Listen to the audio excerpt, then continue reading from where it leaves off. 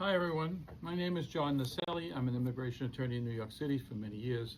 And today I'm talking to you about a very unfortunate and disturbing decision that we received from the Board of Immigration Appeals. The Board of Immigration Appeals today decided under the matter of Milagro del Carmen Lara that if you traveled with using advanced parole after a filing for adjustment of status, or you filed with advanced parole based on TPS or some other form of relief that allowed you to travel with advanced parole, that is now a problem.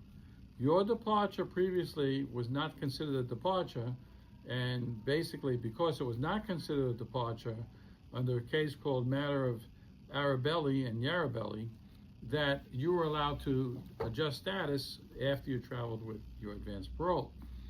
So now what's happening is it no longer considered a non-departure, considered a departure, and as a result, you can no longer adjust status. And the reason why is because once you leave, you will have been considered to have acquired unlawful presence in most cases, and if you acquired unlawful presence for more than 1 year and you traveled with using advanced parole, you have a 10-year bar from returning to the country. You would need a waiver. A waiver can only be granted if you have a spouse or a parent who is a resident or a United States citizen. A waiver for unlawful presence cannot be granted to a parent of a U.S. citizen if that's the qualifying relative.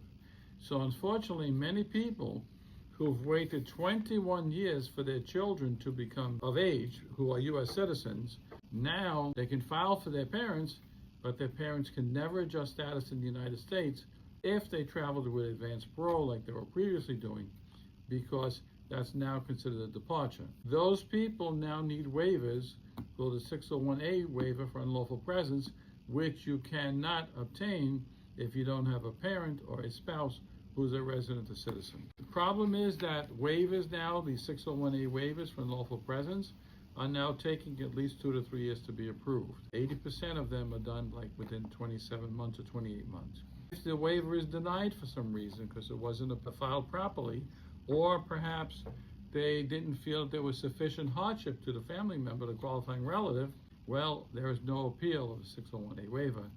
And the same problem if you filed for adjustment of status and your adjustment of status is denied. Most adjustment of status cases that are denied are now being put in removal proceedings.